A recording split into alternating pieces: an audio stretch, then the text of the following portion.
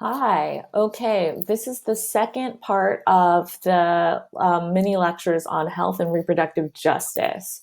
So, if you haven't watched the first part of these lectures, please go back and watch part one. But just as a quick review, in the first lecture, we talked about how gender impacts health outcomes, giving an example of heart disease in women. And we also talked about health insurance and how it affects health disparity. But today we're going to be talking about reproductive justice. And before we get into our discussion of reproductive justice, I have some questions that I want you to consider. There are also questions reflected in the material within our readings. Okay, so these are our questions to consider. The first one is, what is the difference between reproductive rights and reproductive justice? The next one is, how did the women's health movement begin? So where did it come from? Where did it start? What about roughly what time period? Which wave of feminism? And maybe how did things develop over time? And then two more questions that we have is, what why is a reproductive justice framework important, especially for women of color? And then what have been the consequences of women's loss of control of their reproductive processes? Okay, so this is our definition of reproductive justice. So reproductive justice is the human right to maintain personal bodily autonomy, have children, not have children, and parent the children in safe and sustainable communities. So this definition is from Sister Song Women of Color Reproductive Justice Collective. That's the first organization founded to build a reproductive justice movement. So reproductive justice is different from the reproductive rights movement of the 1970s. It emerged as a movement because women with low incomes, women of color, women with disabilities, and LGBTQ people felt marginalized in the reproductive rights movement, because that movement tended to focus primarily on pro-choice versus pro-life debates. So reproductive justice focuses on abortion access rather than abortion rights. So it asserts that the legal right to abortion is meaningless for women who cannot access it due to the cost, the distance to the nearest provider, or other obstacles. So reproductive justice stems from the many activists and scholars who have criticized pro-choice discourses because they do not represent an intersectional view of the impacting social, political, and economical issues that determine whether or not women are fully able to partake in their own bodily autonomy.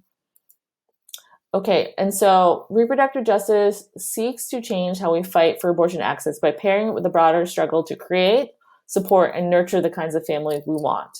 So that means that in addition to being involved in securing abortion rights and abortion access, reproductive justice also emphasizes the right to parent. And so this is another place where race and the experience of racism shapes women's experiences. And here is a quote that I wanted us to kind of think about. So, reproductive justice recognizes that legal rights do not always translate to meaningful access. It centers the experiences of the marginalized, immigrants, people of color, queer and trans folk, youth and low-income communities. And so that quote is from Jessica Gonzalez Rojas, and she's the executive director of the National Latina Institute for Reproductive Health. So this ideology is a marked departure from reproductive rights, because with reproductive rights, by focusing solely on legal access, you're effectively putting those whose needs are already being met at its center. And so that excludes people who maybe don't have that same inequity. Okay, and so the next thing I really want us to talk about is this idea of sterilization practices. First off, so sterilization is any of the various medical procedures that result in an inability to reproduce. Sometimes people will use that as a form of permanent birth control. So women of color in the United States in particular have faced major barriers by parenting through policies like coercive sterilization in public hospitals and prisons, and racist stigma about who is fit to parent. This emphasis on parenting and the challenges facing women of color who want to parent has been a cornerstone of the reproductive justice movement. here's another quote on sterilization. So sterilization practices have embodied a problematic tension in which some women who desired fertility were without their knowledge or consent, and other women who wanted sterilization to limit their family size lacked access to this. So we've seen that amongst Native American populations in the United States, and we've also seen that with women who were incarcerated in the United States. Although this is now illegal to do, it is a thing that has impacted communities, particularly communities of women of color, for a very long time. It also reproductive justice is a way of talking about how these processes are offered and then people are maybe unfairly pressured into doing them, which gives us some language to talk about how even if someone has said yes to that, they might have been coerced, which is not the same as consenting to a practice. Okay, reproductive justice is also really involved in talking about parenting options and contraceptive technologies. So reproductive justice includes pregnancy and parenting options. That means that reproductive justice activists and scholars are interested in making being pregnant and giving birth as safe and as pleasant and good experience to as many people as possible, particularly focused on people who are marginalized. And so it's also important to think about the motivations for having children as well as the motivations for limiting fertility.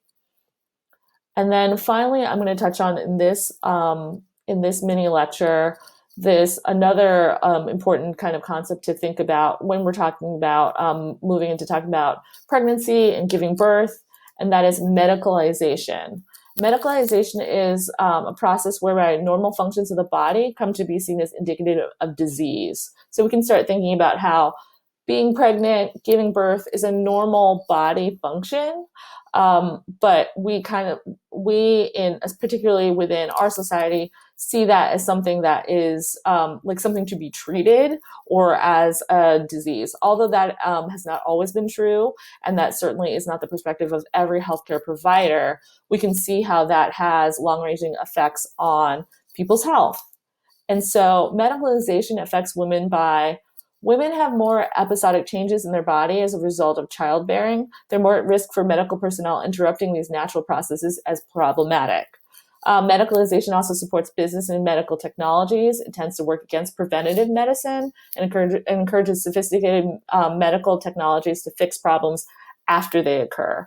So we can kind of start seeing that on how maybe it's often talked about within the United States, we are all about maybe medication rather than health before. So doing things that are maybe preventative are not as emphasized, whereas things like finding a new drug, finding a new treatment for something kind of is. Okay, and so that's the end of our little mini conversation of this, but we'll have some discussion questions to answer within our forum.